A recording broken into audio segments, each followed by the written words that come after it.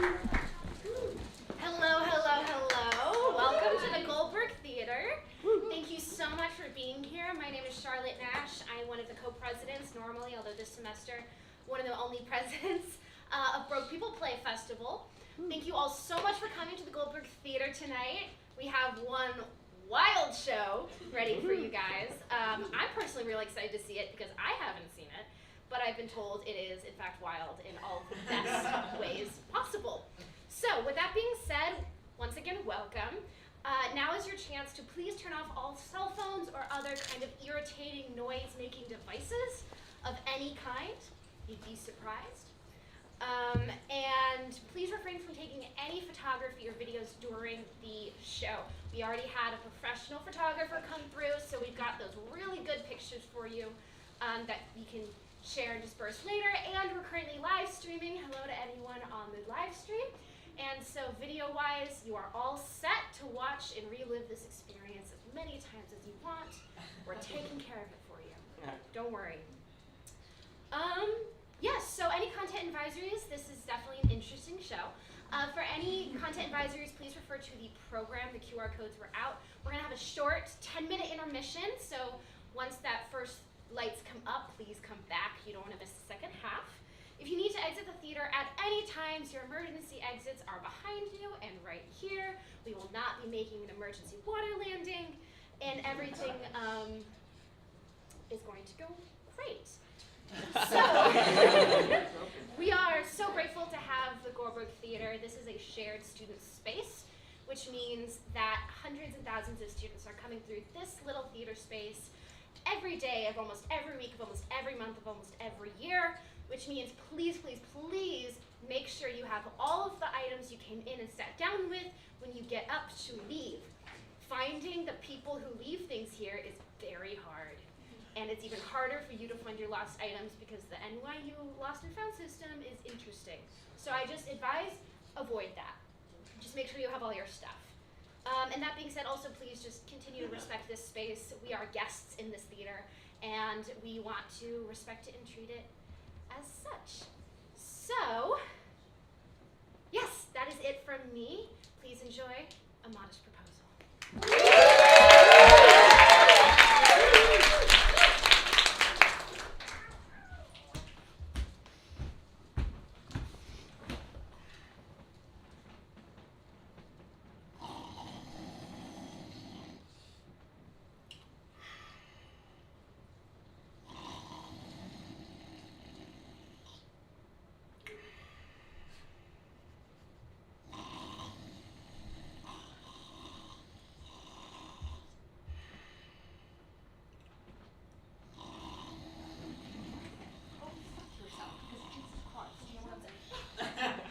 Jesus wept. And do you think you got any work done before the demon drink found him? Oh, today, do you mean, or just in general? The bastard has under the tap since he trod his back last week.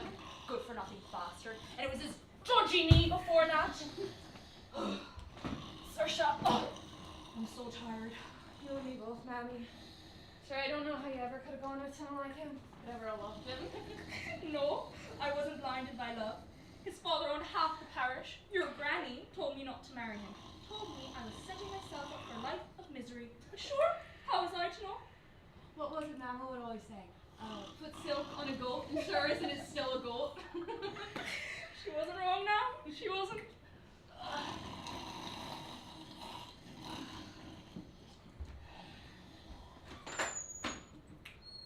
Jesus, Mary and Holy Saint Joseph. Cool! Cool! Mr. Farman, he backstabbed me again. Fuck off, you bitch! Let go of me here! Ooh, why don't we make a deal in there, Bucko? I'll let go of your ear, where you tell me where my bed has gone off to. Well, you know Paddy from down the way, yeah, the carpenter? Well, he told me he could fix it up good for a great price, but we couldn't have him here banging away, disturbing the baby. So I said I'd take it down to him. So that's what I've been doing today, and when I got there, he offered me a drink. Seeing as I just hauled the bed down to him, and me with me bad back and all. Jeez. So I said yes to be polite, and we had a few drinks, and by the time I got back here, my back was giving me all sorts of problems, so I took a bit of rest in the chair there, and suddenly you're screaming in my face, making all sorts of derogatory accusations. And is Paddy done with the kitchen table? Has he fixed that up yet? Well, it's funny you should ask because What am I to do? actually now, the thing is, as I was leaving, Paddy said the missus wanted him to get rid of the poutine he had in the house because she wants him to sober up. And you know Paddy with his drinking. So I said I'd take it off his hands and store it here for safekeeping. So if he comes looking for it and it's all gone, I'll be in all sorts of trouble. A few sops couldn't hurt, I suppose. Ah, Mommy, Daddy, how's she put it? I was just helping out Michael over on the farm and I think I invited him over for a drink. Or is it you that's invited yourself over, Michael? Don't be ridiculous, Finn. Now, why would I go and do something like that? Sure, how would I know? Maybe you wanted to gab with Mammy or buy the last of our furniture from the ever-thirsty father. Yeah, sure, that all sounds worthy of a short walk. Tis by no means a short walk. Took us near an hour and a half. Well, we were chatting and pausing and only really strolling about anyways. Fair enough. I guess that makes sense. By the way, Michael, it does look like Saoirse's home after all. I'm sure she'd be more than happy to walk you home if you asked her kindly.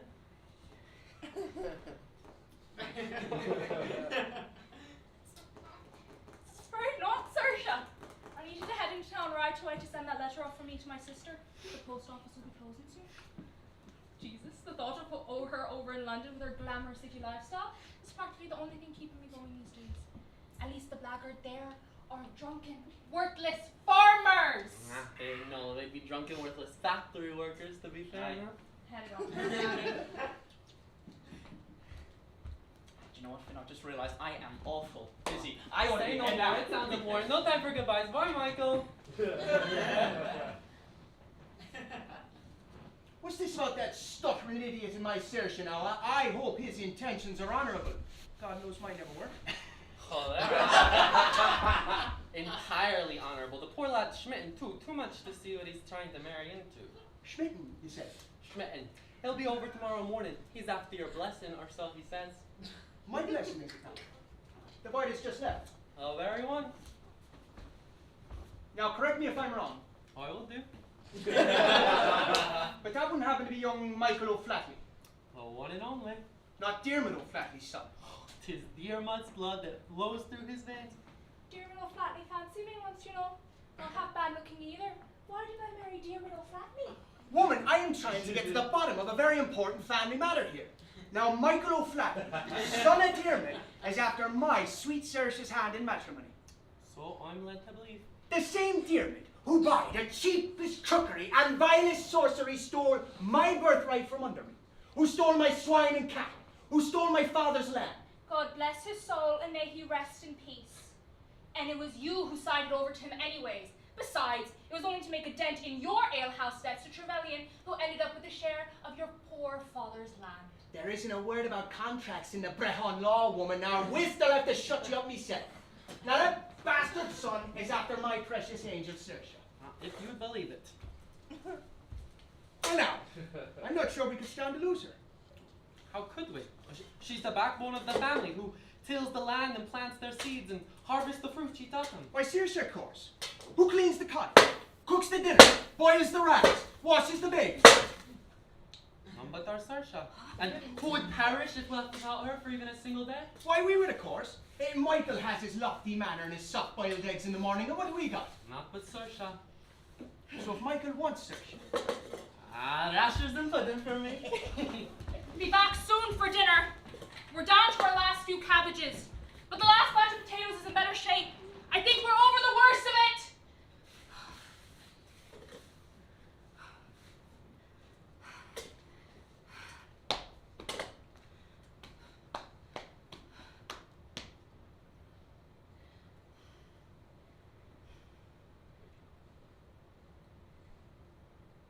I still remember the summer I was married. Like it was yesterday. I never really knew Cool before then, or after, but I'll never forget when we met. I was on a walk on a fine summer's eve when I happened to pass over one of his father's farms. He happened to be standing by the side of the road, and I happened to trip over a rock or something. I remember he practically picked me up and set me down, and right then and there my my fate was sealed. He was such a fine, strapping young lad, and his eyes were sleepy and brown. Whenever I would walk that way, he would look at me, and he would smile the most gorgeous smile from one ear to the other, but kind of slack-jawed, like he knew he looked a fool. And then it disappeared in an instant. It never left his eyes.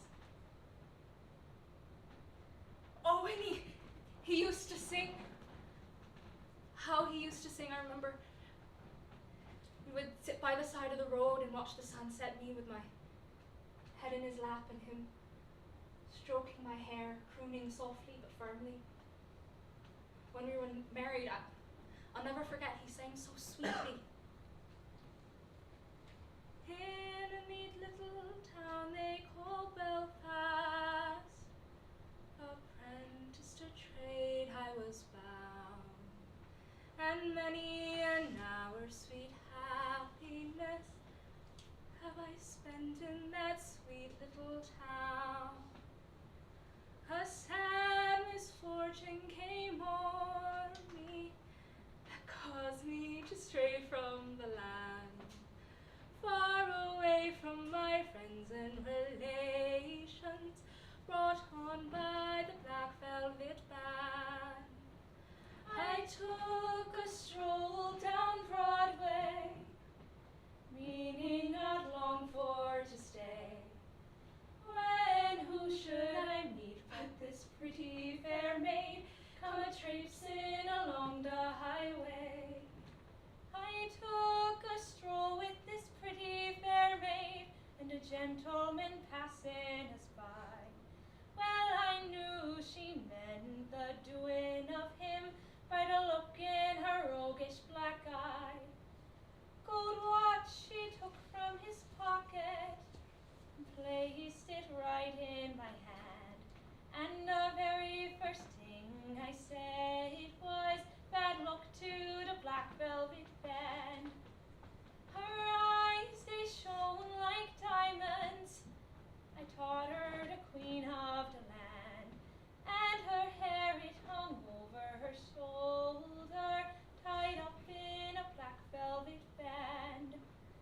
Her eyes, they shone like diamonds, I taught her the queen of the land, and her hair it hung over her shoulder, tied up in a black velvet band.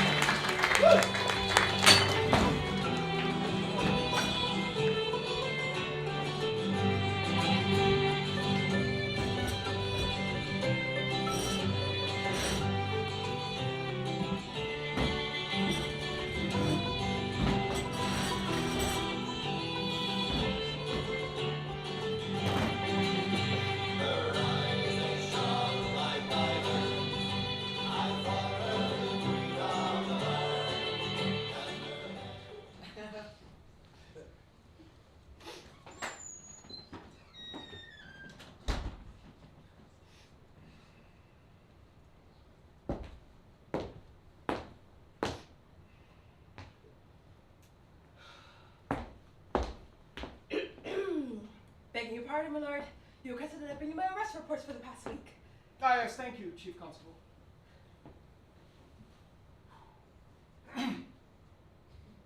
Tell me the sins of your people, young man. Now, first thing on Monday, Mr. Paddy O'Reilly was caught stealing eggs from your chicken coop, my lord. How many of my eggs exactly?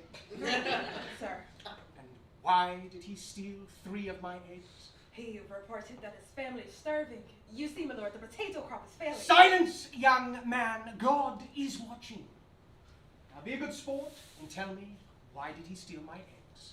Because he is a sinner, sir. Quite so. Why else did he steal my eggs? Because, Is he perhaps a feckless man? yes, sir. A- Feckless, sir. feckless sinner, and tell me, boy, was he inebriated? Was he drunk? No, he not at all. He was my daughter, sir. As I suspected. My judgment is as follows. You are a feckless, sinful drunk young man. God forgives you, and now you must atone for your sins. Please, sir, he is starving and his family. I think I shall be able to form this judgment without your assistance. Thank you, Murphy. You shall spend the rest of your days in penal servitude.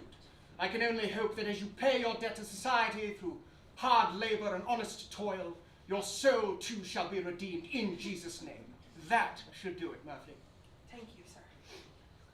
Good evening, Father. Oh, good evening, my boy. That will do for now, Murphy. You are excused.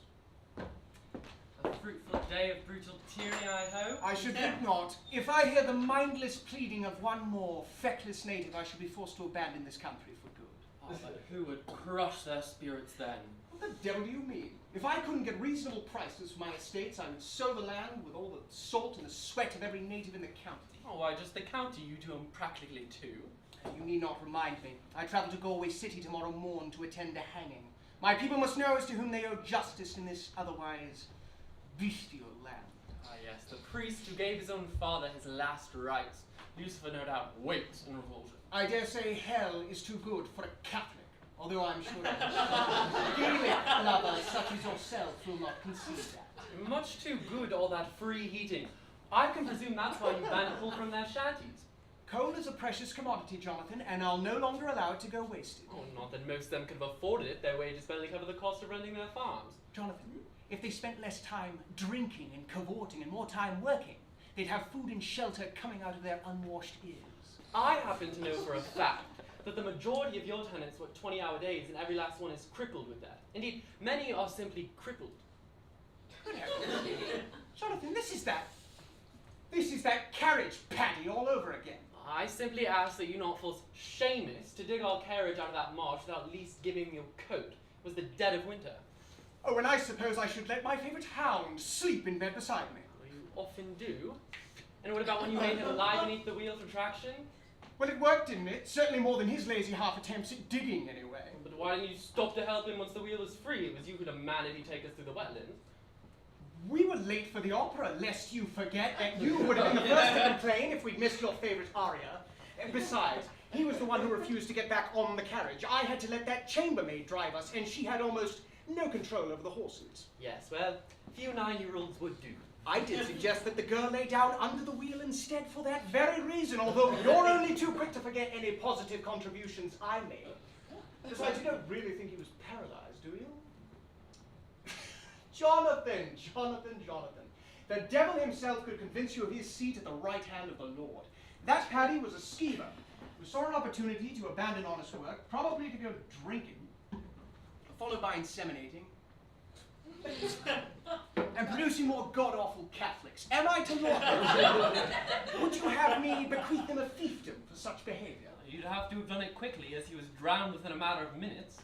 That's what happens when you leave a man face down in a bog. No, young man, that's what happens when an Irishman falls face down into a barrel of their ghastly poteen. Yes, I remember you telling his widow just that as you evicted her.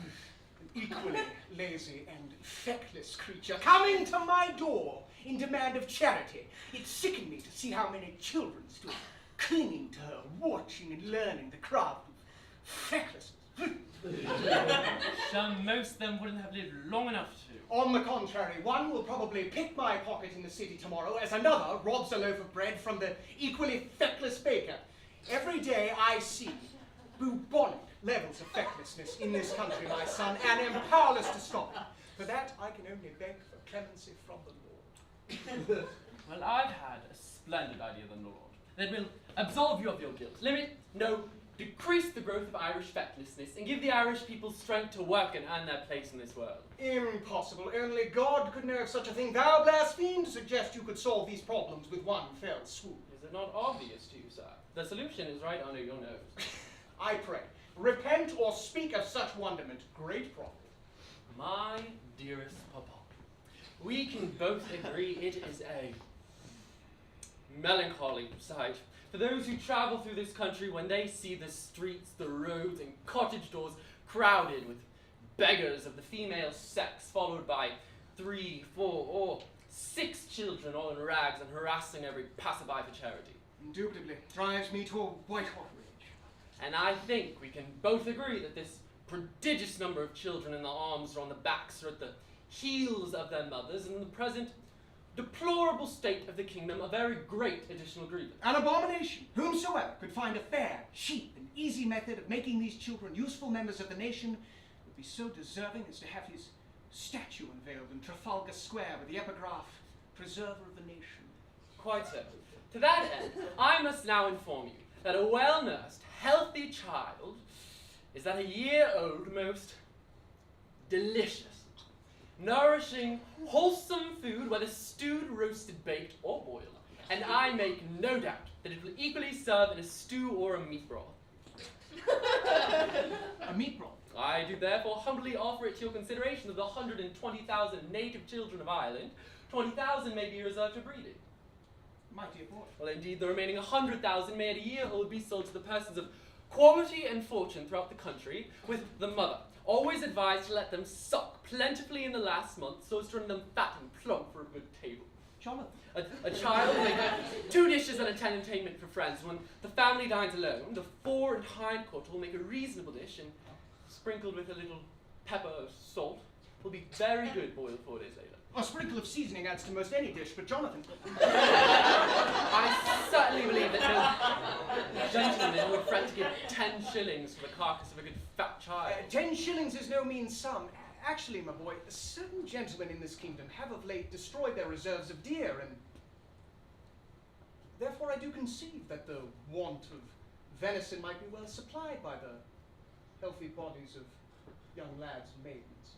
Yes, for those who are more thrifty, as I must confess times require, may flay the carcass, the skin of which, artificially dressed, will make admirable gloves to ladies and summer boots for fine gentlemen. Why, yes, Jonathan. I must at once write to Lord John Russell. Yes, write to the Prime Minister at once. Why not the Queen or God himself with such a modest proposal? Father. Father.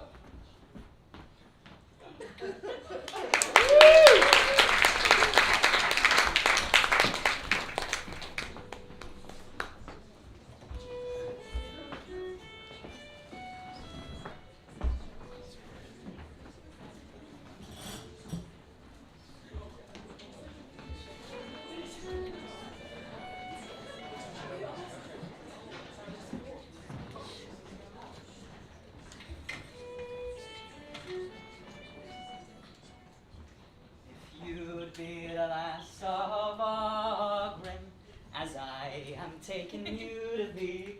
Tell me the last token that passed between you and me. Oh, Saoirse, don't you remember that night up on the hill when we swapped rings off each other's hands, sorely against my will? Mine was of the beaten gold, and yours it was but tin. Mine was of the beaten gold, yours it was but tin. Michael, we're in public. Oh, I'm sorry, my love, but I can't help it.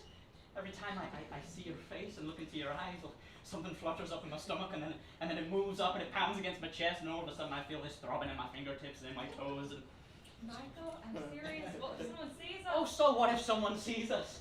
Let them. I'm meeting your father tomorrow, and once I have his blessing, we'll be married within the fortnight. And then our lives together can finally begin. Oh, Michael. I can see it now. Sitting side by side in front of a crackling fire, surrounded by children with a babe in your arms. We won't have much, my dear, but we'll want for nothing. Can you see it, Saoirse? Can you see our future? I can. Oh, Michael, I love you.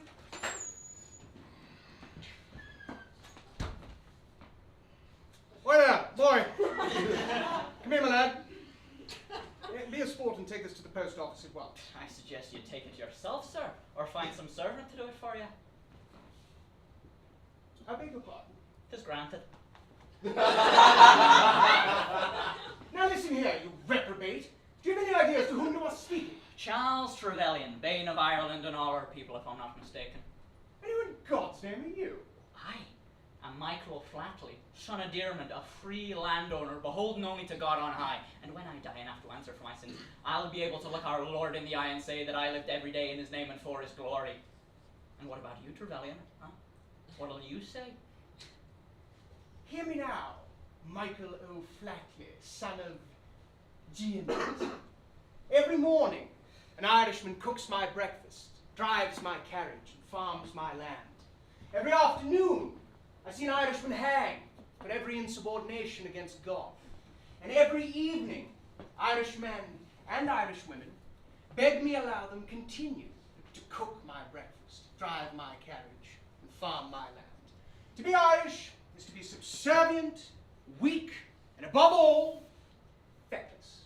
That is what the Lord will see when you and every one of your ilk die. Your souls will rot as surely as your bodies will in unmarked graves. Your memory will not live on, your bloodline will end, and you will be forgotten. You ask me, what will I say, my lad? But I already have a voice, and history will remember me. The real question is how, in the name of all things blessed and holy, do you think you have a right to say anything, and with what voice? Father, I must insist you give me that letter immediately and end this preposterous business. My dear John, you have finally begun to cultivate that fine British intellect I paid hundreds of pounds to cultivate. Don't relapse now. This pretty young girl was about to take my letter directly to the post office, and perhaps I'll forget, for now, the excess of rent her father owes me. Run along, dearie. Now, if you'll excuse me, I have beggars to hang, vagrants to draw, and juvenile delinquents to quarter. Who was that beautiful creature? Or was she a mirage? An apparition sent to transfix and enslave my soul? I must speak with her. Good man, good native of this green isle, which incarnation of God's sweetest angel did just glide sprightly, taking in her willowy stride both my heart and my father's letter. If you mean the last that just left, her name is Saoirse. Sissa! Sissa! Her name as enthralling as its possessor. It drips from the tongue like nectar. I ought to tell you, sir, we are engaged to be married. I must await her and her favor earn in that most sacred of sacraments, marriage. Dear Sizzle, I must She shall have the finest gowns and jewelry, and her children will rule that land from which she has sprung. I am afraid that is not possible, sir. But by all things good and true, heavens why? Saoirse has no word of English. So woo her you may not, and we are to be married. A true Gaelic denizen. The beauty of this land flows through her veins and enriches her mind untainted by a wretched Anglicisms. Leave me, good sir, to wallow in my eternal misery. Fucking idiot. Oh, my pierced breast! How could God allow for so delicate a creature like the finest gossamer to be stretched and torn by such a ruffian as him? I stand in anguish.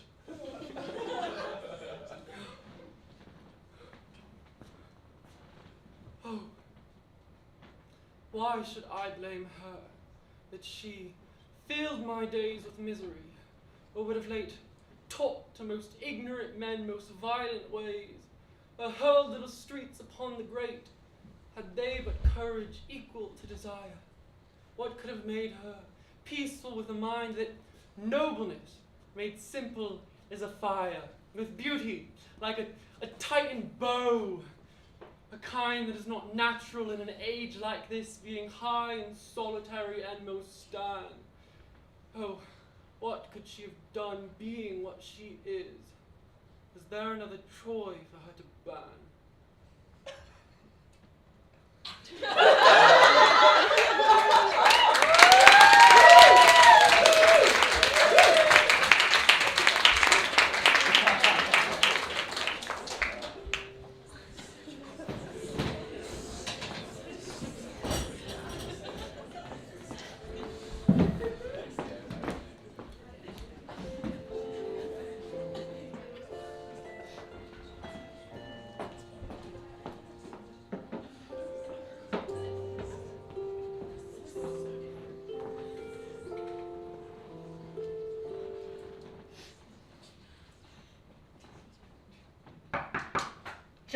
Trevelyan, you old rapscallion. John Russell, my good chap, do come in at once, I say at once. Well, I dare say I am not inclined to remain standing at your doorstep, might I venture to be so Why, bold. you wily old scamp, you barefaced knave, I am quite tempted to turn you from my doorstep where you stand, I truly am. Well, you better use that properly, for I've just caught sight of your brandy. Sly and crafty rogue, you are a villain, sir, a villain, Rox. Neat. You know, I say, a game of croquet is just what the doctor ordered to pair with a glass of fine cognac. Splendid. Oh, no, but alas, no, we have business with which to attend. We must discuss your letter. Now, I've circulated it around Parliament, and this has caused quite a stir. Her Majesty herself has read the letter and is coming to Kingstown tomorrow with the express intention of speaking to you, one Charles Edward Trevelyan, 1st Baronet. Giddy aunt. Well, what does Her Highness think? My dear man, she simply adores the idea. I believe her exact words were, some genius hath finally emerged from that wretched isle just west. Plainly, this is simply grand news, but I must confess, the genius is not mine. My boy Jonathan conceived the idea. Is it his letter that has Westminster abuzz? No, the idea is Jonathan's, but I have developed it, and indeed it is at home in mine own breast. For you see, sir, I have always known the inhabitants of Ireland to be entirely immoral and devious people, who live merely to procreate and thus continue this ungodly cycle. But of course, this is common knowledge. They are feckless creatures. Irredeemably, yes. However, it is only now that I realize, with the help of my dear boy, that they are simply subhuman.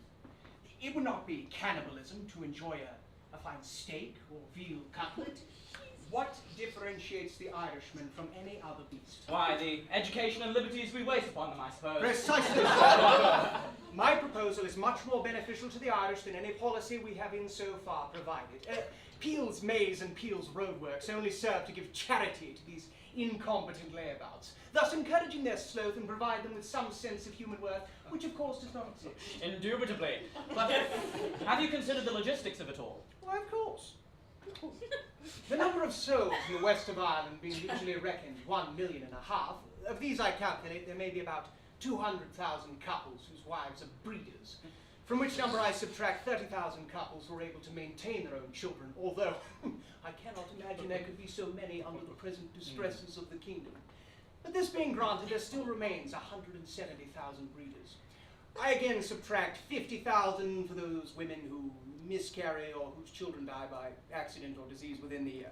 Thereafter, still remains 120,000 children of poor parents, annually born. A veritable bounty. Finally a solution to this damnable famine. This so-called famine, should it not merely be an elaborate native fabrication to avoid a hard day's work, is arguably an effective mechanism for reducing surplus population as well as God's judgment. The real evil with which we have to contend is not the physical evil of the famine, but the moral evil of the selfish, perverse, and turbulent character of the Irish people. I applaud and laud thee truly, but Charles, I worry the Queen won't be so easily convinced. As a woman, Her Majesty has rather delicate sensibilities and may not fully comprehend the true elegance and enterprise of your solution. Any rational creature would of course realize that this is the preeminent solution to the Irish problem. But Her Majesty is of the fairer sex, and I fear she may find the whole affair somewhat squeamish. Yes, I see what you mean. I know. We'll draw up the documentation now and have our most persuasive of speeches ready, and then when she arrives, we shall indulge Her Majesty's every whim, really put on a show. Then when it comes time for supper, we'll have a glorious banquet prepared. And the pièce de résistance, the chef d'oeuvre, the cherry on the icing on the cake, unveiled in dramatic style for Her Majesty's appreciation. An Irish baby, fresh from the womb and cooked to perfection. Brilliant. Sir, let me shake your hand, for you are a true bona fide genius. But where would we get such a creature on such short notice? I know just the family of degenerate scum. I'll write to them presently.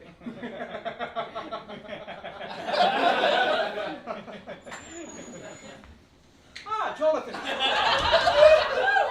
Have you met Lord John Russell? We were just discussing your brilliant proposal. John Russell. A marvellous idea, my boy, truly. There may be a glittering future in politics for you. Now, are you a member of the Whigs? Yes, please He was understand- chair of the Young Whig Society at Oxford. Yes, but please understand that this proposal was Although, by my lord- no means... I just had a troublesome thought. Some opposition in the county could be possible. I had an unfortunate encounter with an Irish ruffian O'Flatley only yesterday, babbling nonsense, though the impudent brat holds some sway among the natives. I've actually had my eye on the scoundrel's property for years. It's the perfect location for a new alehouse. The natives will have to pass by it, coming from my estate on payday. Was his name Michael by any chance? How am I to know? I don't notate the personal details of every mongrel I kick in the street. He was with some pretty young girl, actually. Thank you for reminding me. I do believe it's time for a good old spot of eviction. Hold on, Father. I've had an idea that will solve your O'Flatley issue for us. Ah, Lord Russell, watch the cogs in motion. Lightning hath struck once more. Yes, Father. Make sure to take a walk with me tomorrow at noon and send Chief Constable Murphy to me first thing in the morning with a ton of corn in hand. Done, done, and done. Now, come on, Lord Russell. I'll have a few cucumber sandwiches rustled up and we'll play that game of croquet. Oh, splendid. Now, what shall be the wager? I have in my employment a pretty young chambermaid, unspoiled and untouched. Shall we say her chastity? What a glorious idea. And what a fortuitous trip this has turned out to be. Good business and even better pleasure. Certainly, my man. Yes. Yes, once Father finds his corn in that awful Michael's possession, Moncur and I will finally be united. How could so perfect a being be ever enamored by such a lout? A savage, almost beast. A man consummately. But I'll learn the haunting lilt of this island's brutish tongue, and in the evening, by crackling fire, Sosa will sing to me its songs of lore. I shall strive to elevate this retrograde and backward country of ogres and swine to the land of saints and scholars it once was. I must question. Was it for this? The wild geese spread the grey wing upon every tide. For this, all that blood was shed. For this, Edward Fitzgerald died. And Robert Emmet and Wolfe Tone, all that delirium of the brave. Romantic islands, dead and gone. But I shall labour to revive it, in vain, perhaps inevitably, but inexhaustibly, with Sosa by my side.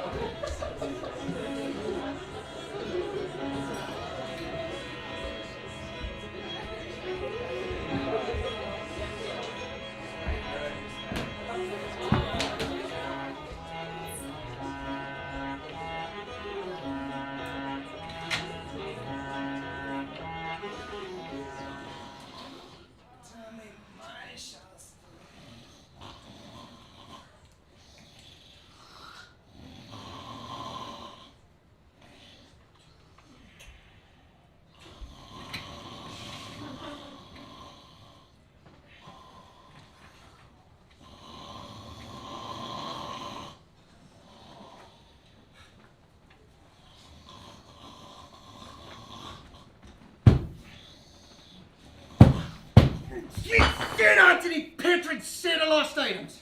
Shut up, you old fool. I got a letter here from Trevelyan. Oh, no. I knew this day would come. We'll have to leave your mother behind. There's no time to wait for Circe, and the baby will just throw us down. Go on, lad, get your shit together. We did not read it first. Well, what's it say?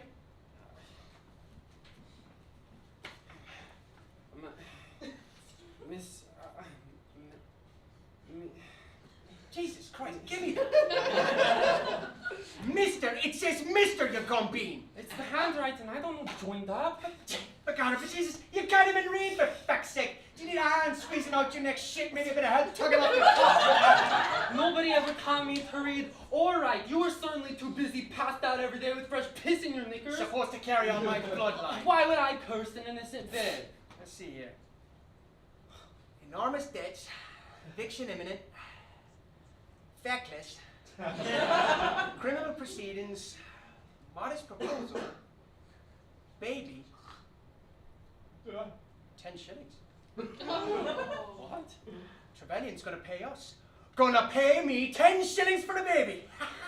What? He wants to cook it or something, I think, or maybe make gloves. It's a bit confusing. But 10 shillings for Rich Boy! Oh, wait! What about the old bitch? Right, we'll make it soft.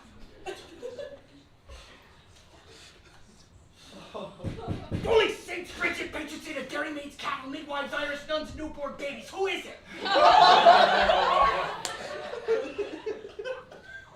Tis a man with a proposition for you. Impoverished native, of a pecuniary nature at that. Begging your pardon, my liege, but I appear to have left me airs and graces at me Dublin townhouse. Speak English, if you please. Would you like lots and lots of money? Oh,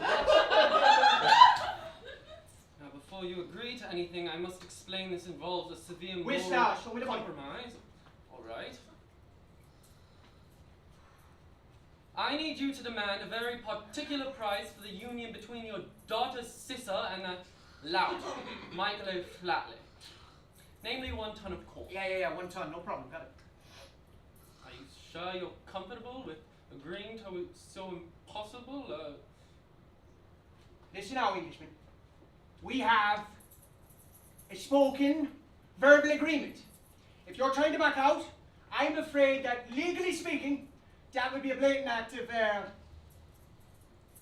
duress on your part, and I would be forced to counter-sue in the magistrate's own courtroom. Now shake my hand and retire of my abode. You're right, anyway. By entrapping the benevolent Michael, we're actually carrying out God's justice in a very particular way. What a Yes, I'm rich. I can pay off my debts to Trevelyan, buy some new furniture, invest in some land, and have a small sum left over for a celebratory drink. Speaking of which, it did look bad. Jesus Christ, I'd completely forgotten. This day just gets better and better.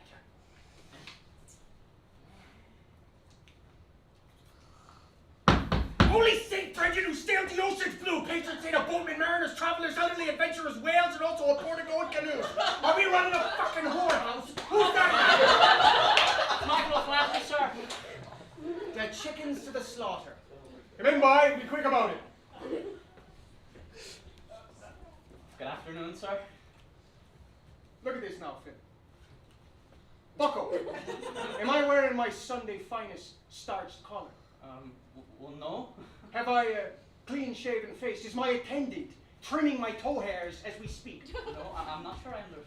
Then don't be coming in here with your fancy clothes, your combed hair, and call me sir, when you think, and that even bastard you call a father thought, that you're better than me and my kind. Oh, please, if I've caused you any offence, Jesus Christ, this one would not understand the joke if it slapped him in the face. Oh, yes. Oh, very good. Are you laughing at me? No. With your own farm down the road, laughing at me living in this shack is what you'd call it, I suppose. No, All certainly right, not. Cole, would you give it the rest? Michael, what are you after? Well, sir, you may have become aware of an entirely innocent relationship between me and your daughter, Saoirse. Oh, well, you're sure hanging around the gaff an awful lot, and I don't think it's on account of the old bitch in the corner. Well, sir, it's my intent, my heartfelt wish to To make your and Saoirse's entirely innocent relationship entirely uninnocent. Oh no, sir, no, I wish to marry her, and I know she feels the same way, and I'm here for your blessing. Well, come right out and say it, why don't you? No ifs and buts about it. I'm after your daughter, sir, and I won't take no for an answer. That's the way of it, is it? Well, no, sir, I assure you she would be more than comfortable in my own home, and Oh! Oh, okay. I hear what you're saying to me loud and clear. Did you hear that there, Phil? I did, yeah. This boy, with his stylish hairdo and all sorts of notions about himself, comes into my house, warming by my fireplace, tells me that I'd better sign over my very heart and soul.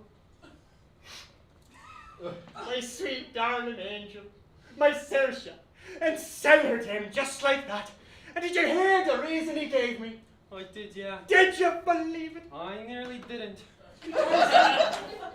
He tells me that my own blood, my everything, I'd better go off with him because he'll take so much better care of her than I ever could in me dirty little hole. Now that is by no means First what your I meant. conniving, poxy, bollocks of a gee-bag of a father steals my birthright.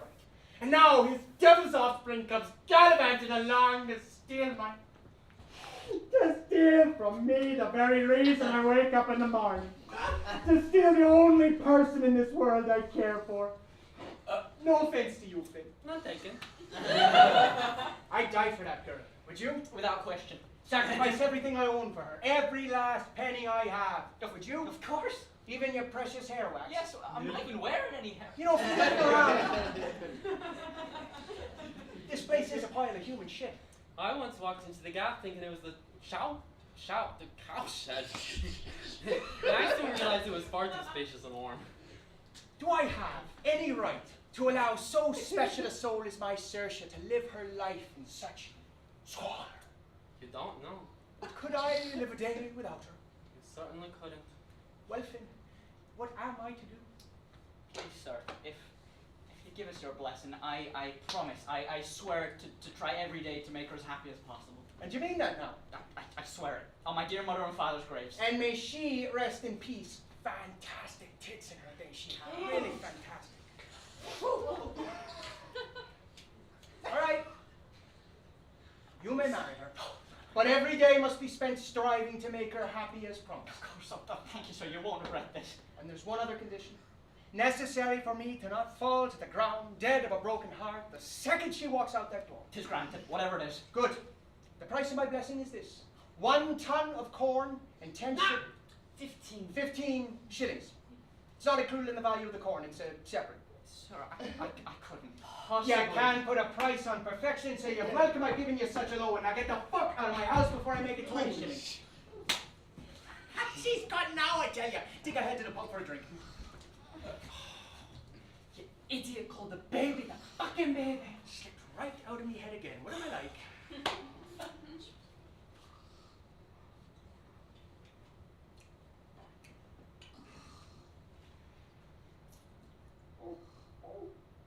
Coochie coo. Coochie coo. Coochie fucking coo, you bastard!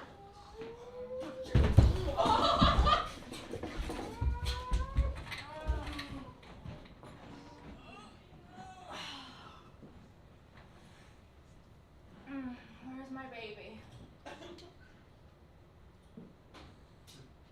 Where's my baby?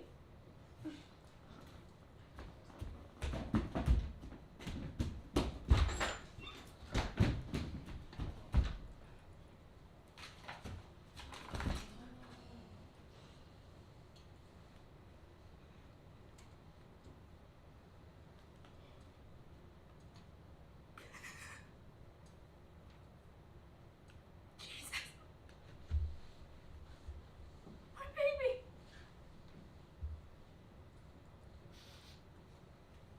My baby!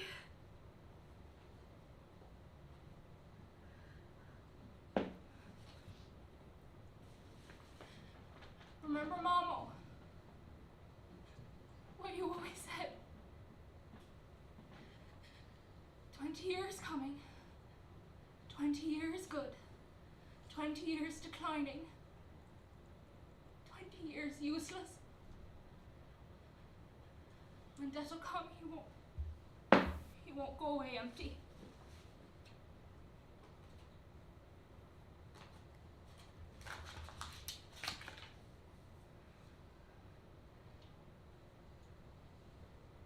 Soon I will be done with the trouble of the world.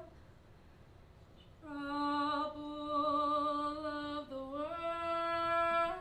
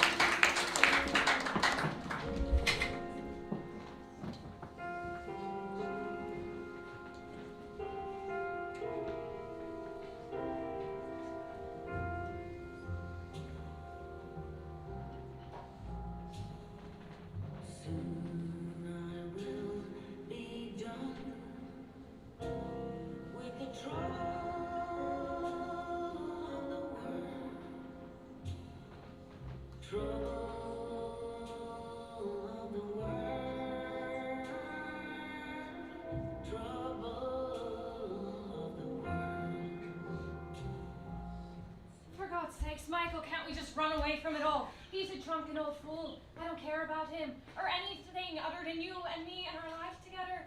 The life that we dreamed about. Saoirse, I wish that we could, but no, I won't disgrace the both of us and the family we built together by disrespecting your father.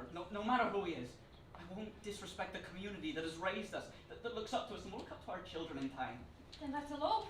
We can live with my aunt in London until we get our feet under us, and then we can start fresh.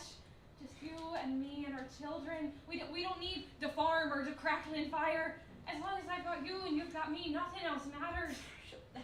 No, I won't abandon Ireland. I won't abandon the home, the life that my mother and father built.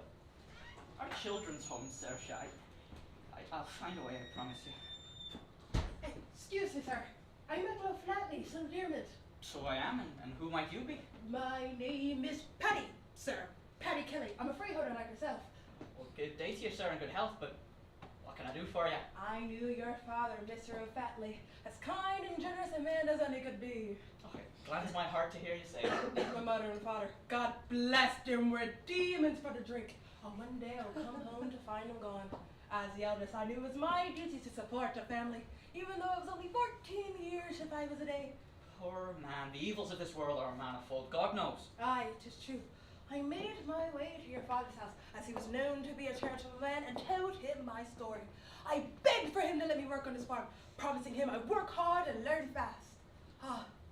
He could have turned me from his door, but he welcomed me in with a smile and a kind word to bid me warm by his fire.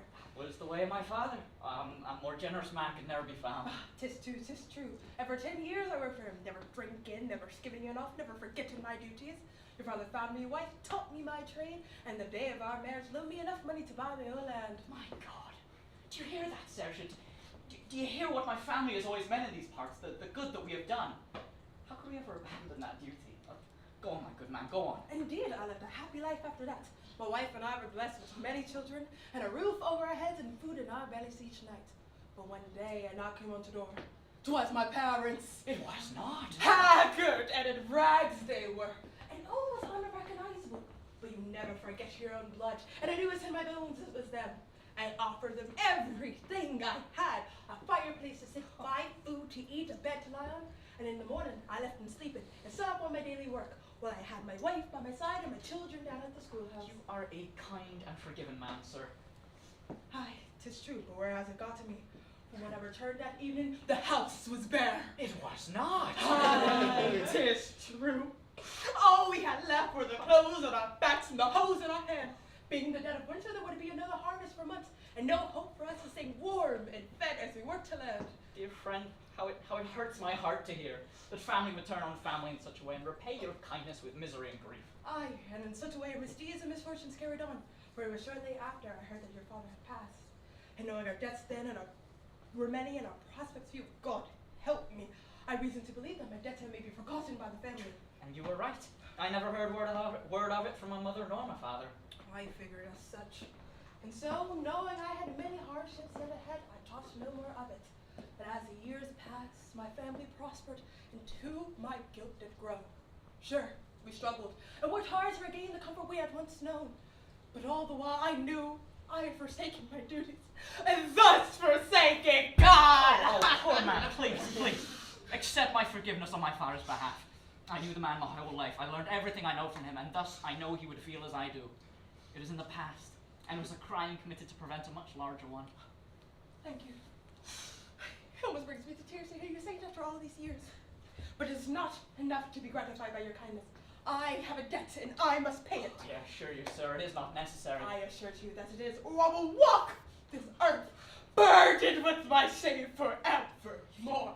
If you insist, sir, so be it. Thank you. Here is my final harvest, a ton of corn. A ton of corn? Aye, a ton of corn. I know it isn't fair payment for the loan your father gave me, only worth a half or perhaps a little more, but it's all I have and all I can offer. By the grace of God, sir, this is as kind of fair a payment as I could ever ask for. Now look, see, Saoirse, the stars have aligned for us, and indeed my father must be smiling down upon us, for it is the seeds he sowed, his act of kindness, that has brought forth this bounty in our time, and need by way of Mr. Kelly. I don't know about this, Michael. Isn't it queer that a man on the road has exactly the bride price my father asked for? Something's wrong here, Michael. Something's not right. God has given us an opportunity for us to start our life together, and we cannot afford to spurn it. Sir, you have a deal. Thank you. Thank you so much, and God be with you. Aha! The jig is up! As always, the feckless Irishman shows his true colours. What's going on here? 1 ton of corn was found missing from my stores this morning. The Irish constabulary have been tearing the county apart in search, and lo and behold, here you stand, flagrant and defiant as only the Irish can be in the face of your own guilt. No, I never stole any corn, do you hear me? I was given this corn by that man right over. Well, he's gone now, but I was given this corn, I swear it. A man on the road who's nowhere to be seen gave away a ton of corn as the potato crop fails. Yes. Silence! On each of my sacks is stenciled the letter T in black. If one thing in this world is certain, it is the utter villainy, ignobility, diabolical, and reprehensible nature of the Irishman. Take him to the gallows and may God's will be done. No! Father, please! Have pity on this semi-beast. He only acted as he was destined to. Can he help the blood in his veins? To prison with him, I say, where he may yet repay his debt to society and to God. You've got me in a good mood, my boy. To the shipyard it is. He'll toil the rest of his days in the fun. Young Sheila. Young sweet Sheila. Fret not. The vagabond you once loved must atone for his sins. You may only be but a native, but you must understand that at least. Although I know you don't understand a single word I'm saying. Once we are married, I will learn your ancient tongue, and our children will speak as fluently as you do. I will not force this sordid language upon you. You must remain pure and truly Irish. Not like the sinner you once loved, but like the warrior Queen Maeve, from whom you draw your very life force.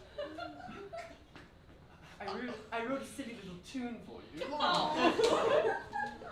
I know you won't understand it, but I know you'll like it anyway. You are my muse, and thereafter my art must be beautiful.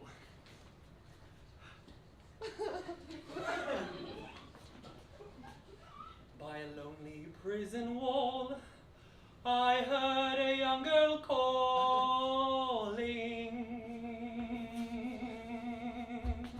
Michael, they have taken you away, or you stole Trevelyan's corn. Now my love for you is scorn, and a prison ship lies waiting in the bay. Lord, lie the fields of Athenry. Excuse me, sir. That is a lovely melody, but my Michael is innocent. I swear to you, I saw the whole thing. Dear Sonia, I can understand everything you're saying. But this is remarkable. I must be more attuned to the Gaelic culture than I ever did realize. I suppose that makes sense. I've always truly felt that I understand the nuance of this island's culture with the naturality not common amongst the landed gentry. It is from that understanding that our love gushes forth. Begging your pardon, sir, but I'm speaking English. But you cannot. I can, and I am. Truth be told, I can barely speak any Irish. But you're not a true Irish woman. Well, sure, I am, whatever that means, but sir, my Michael... Oh, your Michael is gone, Sophia. Gone for good. I have spared him his life, but you shall never see him again. No, please.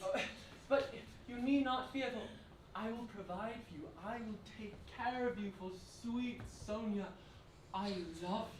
Sir. No, you do not understand. I love you. I have chosen you. You will rule this land, and we will learn your native tongue together. I adore you. No, sir. I am in love with Michael O'Flatley. He is my betrothed, and he is the only man that I will ever marry. So I'm very sorry, but I cannot be your wife. But if you love me, like you say you do, then please help him, Michael. He's a decent man and a loving man. He's a true Irishman. What treachery is this? You are no descendant of Queen Maeve. You are but another dreadful native. Away from me, I say, away! Please, sir, my Michael. Oh, your Michael is gone. Gone for good. I have spared him his life, but you shall never see him again, and he will hang for his sins for throwing the days out. And I pray you soon may join him. No! No! Please, sir, please.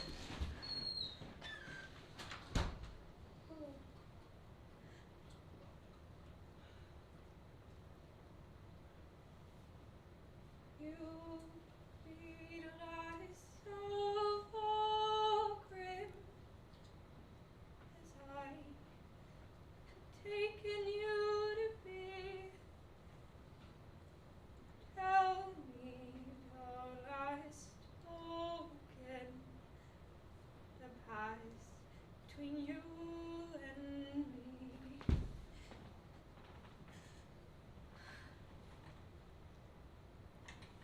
Michael? Michael, don't you remember that night way upon the hill when we swapped smocks off each other's backs, sorely against my will? Mine was of the holy fight, yours spotted Scotch cloth. Mine was of the Holland fight, yours spotted Scotch cloth. If you'd be the lass of all grim as I have taken you to be, tell me the last token that passed between you and me.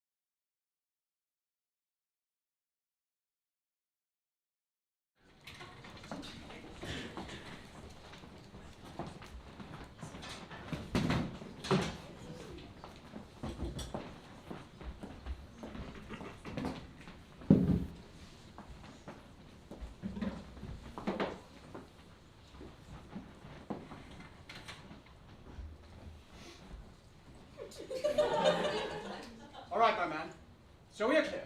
We start with, since the dawn of mankind, the British Empire has been at the forefront of practically all development. Whether agricultural, political, economical, social, etc., etc. Medical. No. Cultural. Definitely cultural down. And philosophical. Philosophical. Spiffing, my chum, spiffing. Since first man rubbed twig betwixt twig and flint betwixt flint, and profited from the product of this union. Oh, industry! Why, of course you must mention industry. What a capital idea, my man. And perhaps we ought not mention, oh, it is a little tongue-in-cheek, but did the British not first master the art of lovemaking? Why, Russell, you old scoundrel! I'll add that in, you knave. Once beasts ruled this earth, savages who named themselves Mongols and Romans, etc. Then came the invention and perfection of humankind, the British man. Quite so. Hurriedly forth, but without haste, he took to the waves, and he did rule them, and cross the globe was his taste and civility spread. And I think you forgot to stop off in this foul land. You knave 3 times a knave. Her Majesty will not care for such jokes and jests, and she'll arrive any minute. Yes, quite. Let's run it through one more time from the beginning.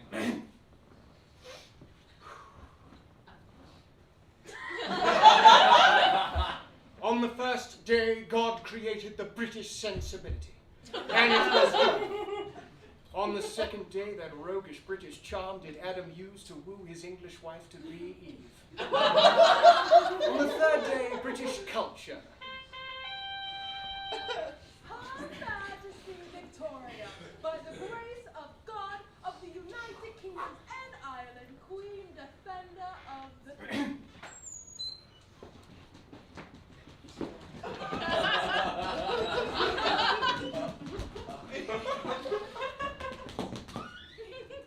Your most venerable and esteemed Highness, I welcome you to my humble abode, unfitting as it is for your divine presence. Your Majesty, I remain your most humble and unworthy subject.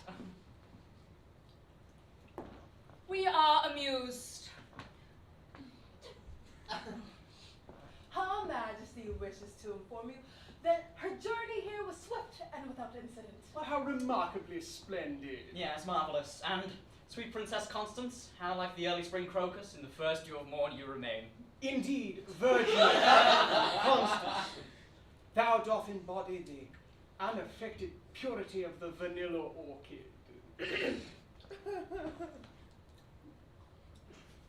Her Majesty wishes to inform you that she has pressing engagements across the entire empire to which to attend, and thereafter insists that this visit be brief and concise.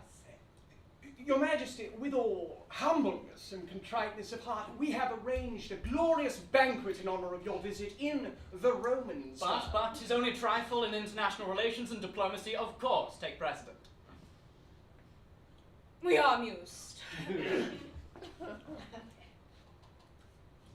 Her Majesty, in her eternal condescension, believes that she can stay a few hours longer than planned, but it is nevertheless, she has neither the time nor inclination to read your proposal. She will peruse it herself immediately. We have but a rough draft, but of course.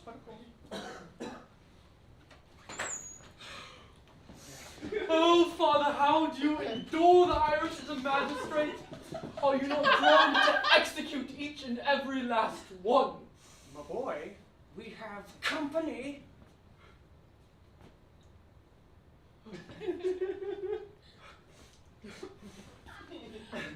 Your Majesty, please forgive my impetuousness. I lay humbly at your feet in want of forgiveness. We are amused.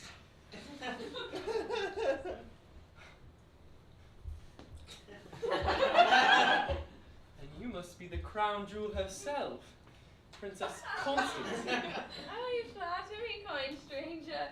Pray tell, what's your name? I cringe at your name so horrid in comparison to you and yours. Jonathan, son of Trevelyan. On the contrary, it is a name full of manly pride and splendor.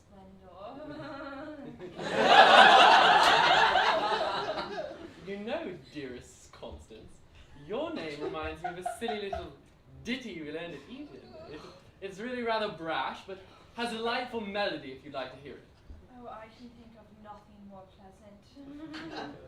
Your Majesty? We are amused.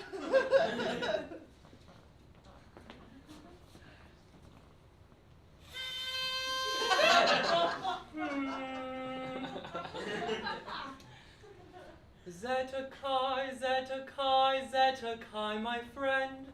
'Neath the elms we sing our tones, we're brothers to the end.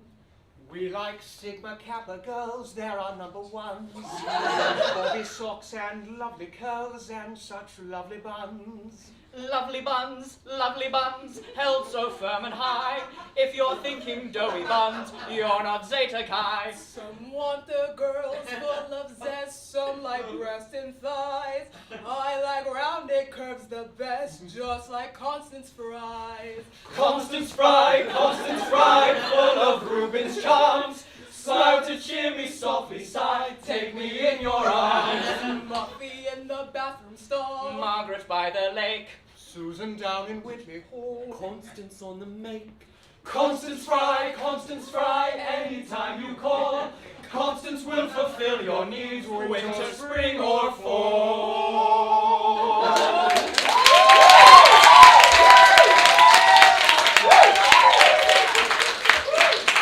How delightful. It's a really spiffing tune. We are amused. Not but the cheeky intonations of the pubescent Eton boy. But now you are eating that.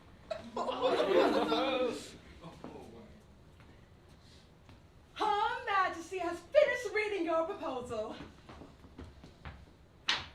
We are not amused.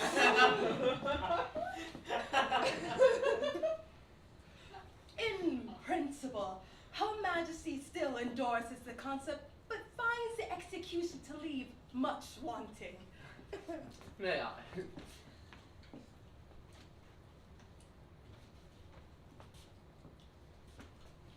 I can think of no one objection that should be raised against this proposal, unless it should be claimed the number of people will be thereby much lessened in this land. We are amused. Precisely that.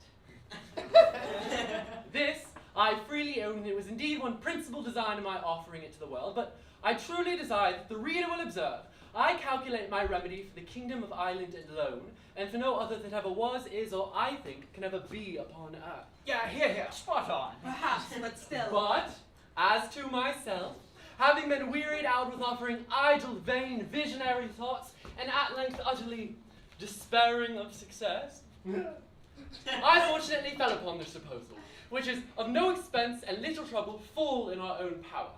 Such clarity of thought, such figure of speech. Indeed. There currently stands a million creature and human figure throughout this part of Ireland whose whole existence put into a common stock would leave them in debt £2 million sterling. I desire those politicians who dislike my overture and perhaps may be so bold to attempt an answer, that they may first ask the parents of these mortals whether they would not at this day think it a great happiness to have sold them for food at a year old in the manner I prescribe, and thereby have avoided such a perpetual scene of misfortunes as they have since gone through. Man. I profess, in the sincerity of my heart, that I have not the least personal interest in endeavoring to promote this necessary work, having no other motive than the public good of this, my country, by advancing our trade, providing for infants, relieving the poor, and giving some pleasure to the rich. Young man! We are amused. How remarkably splendid. Yes, quite so. Now may I decree to the feast. Yes, indeed.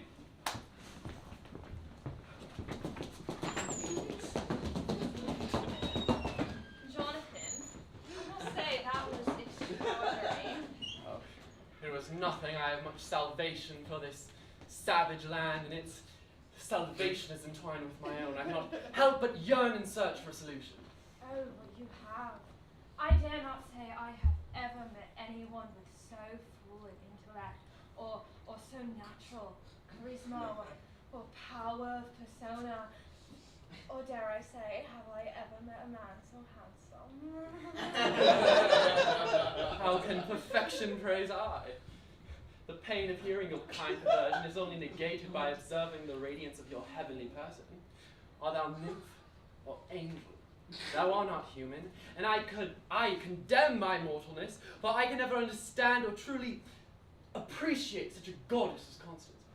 Oh, Jonathan, the artistry of your language. Well, when one's muse is flawlessness itself, one's art must be pure and true, for she walks in beauty like the night, of cloudless climes and starry skies, and all that's best of dark and bright meet in her aspect and her eyes, thus mellow to that tender light, where heaven to gaudy day denies.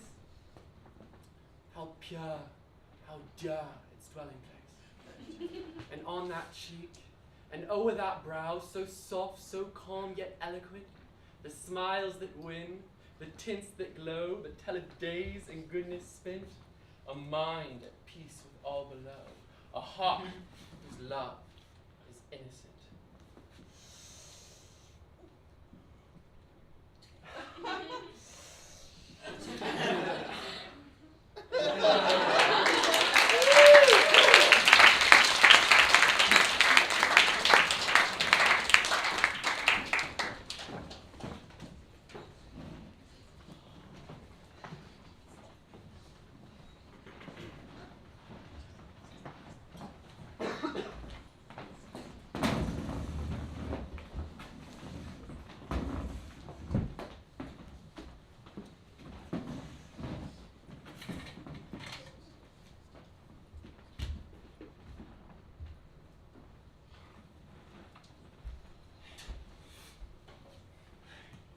No man should have to bury his own daughter. No man should have to bury his own child. Give it a rest, would ya? There's no one here to buy you a drink. This was all your fucking fault, bringing that boy around to my house, making deals with Trevelyan and the devil, no doubt. Why don't you go fuck yourself, old man? Or better yet, have another sup. Hopefully then your liver will finally give out. You and that awful boy of hers. At least he's atoned for his sins. And all of them giving their condolences. You could see it in their eyes. They might as well have screamed it. There's no worse sin. She shall burn in hell, my sweet girl.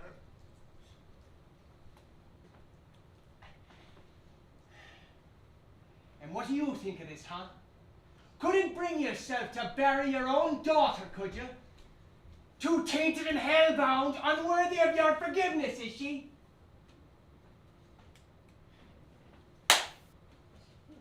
She's dead. What? The young bitch is dead. Stone cold too. By the smell of her, she's been dead a good while. Good riddance.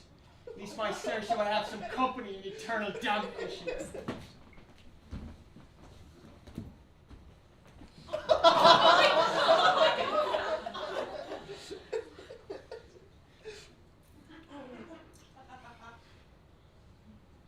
Hi, Nan. Trevelyan still owes us that money. Agatha, patron saint of bakers, bell makers, and nurses, he owes me money!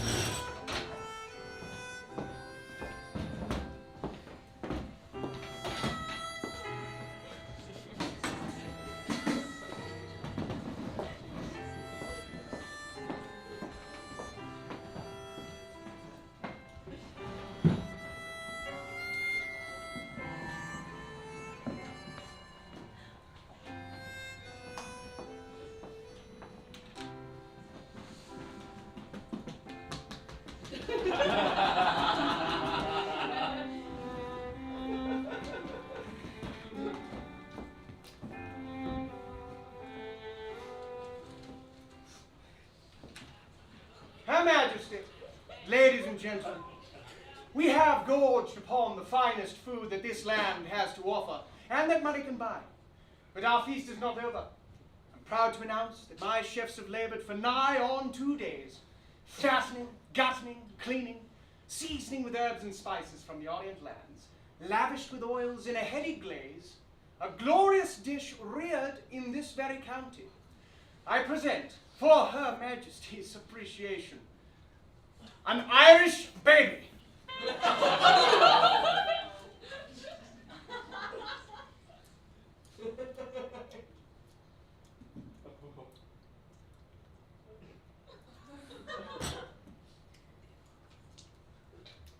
We are not amused!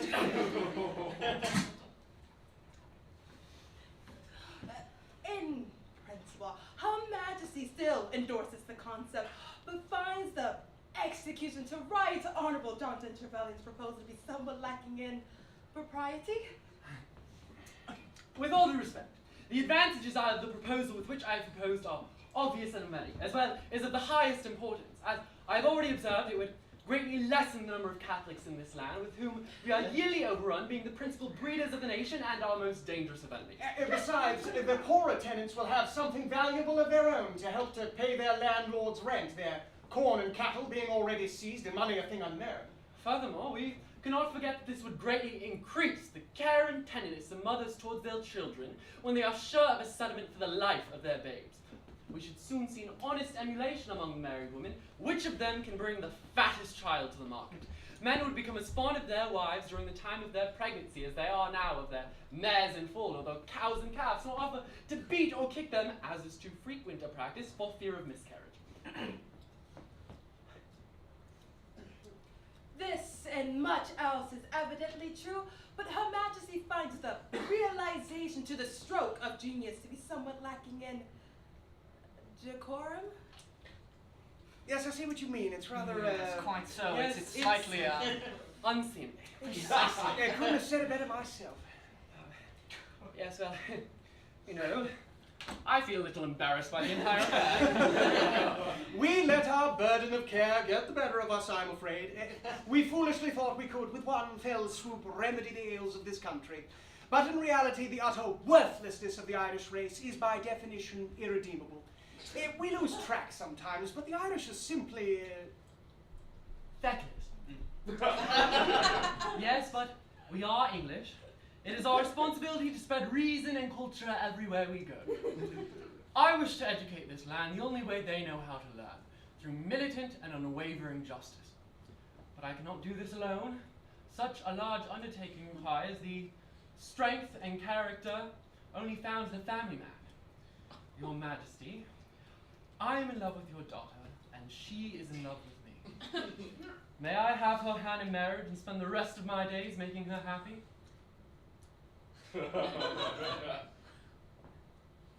We are amused. How remarkably splendid! My dear boy, my darling daughter. Once you tire of this god-awful land, do come to Westminster. The Conservative Party will need you, as will your country.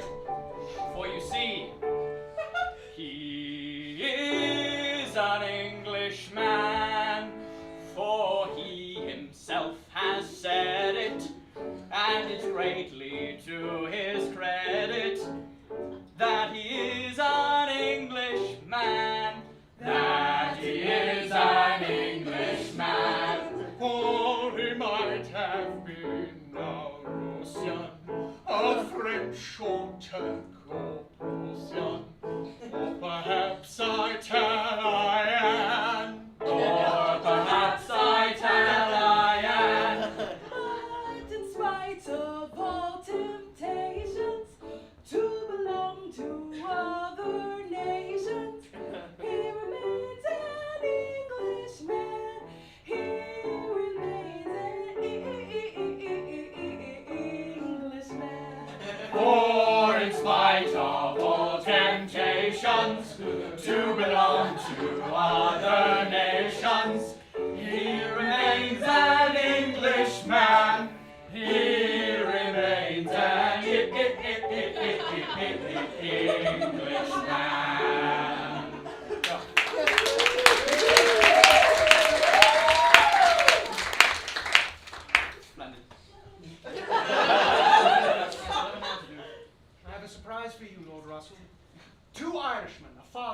son came to my estate this morning, begging me for 10 shillings I supposedly owed them for services rendered. They were to be paid for the sale of their own flesh and blood, the youngest born child. How horrid. The father was under the impression that his own child would be murdered and consumed or fashioned into clothing apparel. Oh, Jonathan, they truly are savages. I'm afraid. Fret not, sweet Constance. By the powers vested in me as the Queen's magistrate in these lands, I sentence them to death for aiding and abetting this child's murder. I wish I could say that I was surprised, but this is common behavior for an Irishman. They will rot in hell for their transgressions. Now, Lord Russell, we couldn't partake of Irish flesh today, but I'd imagine it'd be almost as fun to hunt the cretins. What a capital idea! What do you say, the usual wager? Yes, whoever wounds, no, kills the first Irishman shall return to London as Prime Minister. And the loser stays here and governs the vermin. Jonathan, would you care to partake? Oh, Oh, No, darling, I go really- have your fun. Genuinely, I don't mind. Boys will be boys, Constance. 'Tis the way of things. Yeah, of course. Genuinely, I don't mind. Oh, I'll see you at supper. sure. All right, splendid. Father, pass me that rifle. There's a spot of sport to be had. My dearest Constance, I know with you by my side, I can do anything and save these wretched animals' souls. Oh, Jonathan, I love ya. Come the day and come the hour, come the power and the glory. We've come to answer our country's call from the 4 proud provinces of Ireland. Ireland, Ireland, together standing tall. Shoulder to shoulder, we'll answer Ireland's call.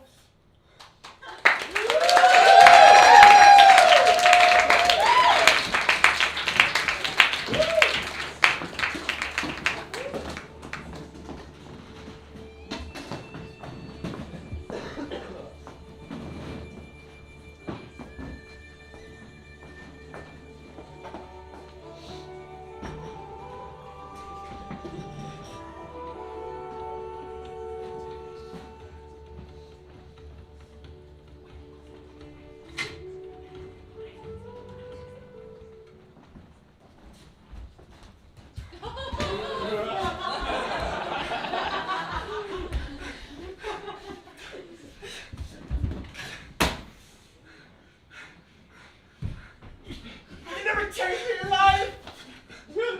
Oh, it's you, Murphy. How's your mother, Scammy? Ah, sure. She's managing. You know yourself. How'd you find it? You went straight to your own house. There's nowhere else for us to go. Are you gonna kill us? Lord, no. I'm here to find you. And report back to Trevelyan. Did you? Did you?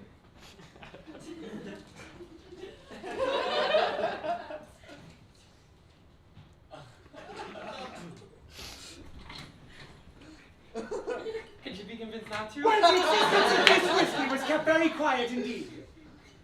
Would you? Sure. Done it this way anyway.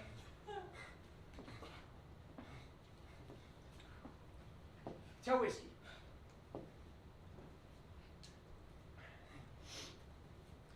The Sersha. To my dear wife, I have no doubt that she's smiling up at us, cackling with joy. May she long cherish the knowledge of my death. Actually, cool. I found a telegraph on your door. Your wife's sister, her sister's husband, and all of her children are dead. They were taking a carriage ride down to the husband's country manor, and the coachman drove them off the cliffs of Dover. Apparently, he was drunk. Paddy Irishman was his name, I think. Yeah, I knew him. He was my only family left. I thought you had 11 siblings. I did. What happened to them? The demon drink.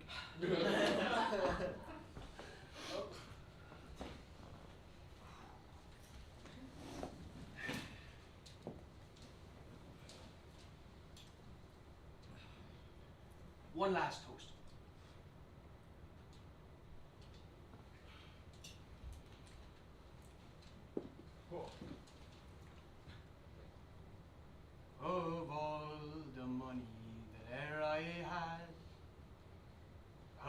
spent it in good company, and all the harm that e'er I done, alas, it was to none but me. And all I've done for want of wit, to memory now I can't recall. So fill to me the parting glass. Good night, and joy be with you all. Of all the comrades that e'er I had, they're sorry for my going away, and all the sweethearts that e'er I had, they'd wished me one more day to stay. But since it fell unto my lot that I should rise and you should not, I'll gently rise and I'll softly call, good night and joy be with you all. If I had money enough to spend, and leisure time to sit a while, there is a fair maid in this town that sorely has my heart beguiled. Her rosy cheeks and ruby lips, I own she has my heart enthralled. So fill to me the parting glass, good night and joy be with you all. A man may drink and not be drunk, a man may fight and not be slain, a man may court a pretty girl, and perhaps he will come back again. But since it has so ordered been, by time to rise and a time to fall, come fill to me the parting glass, good night and joy be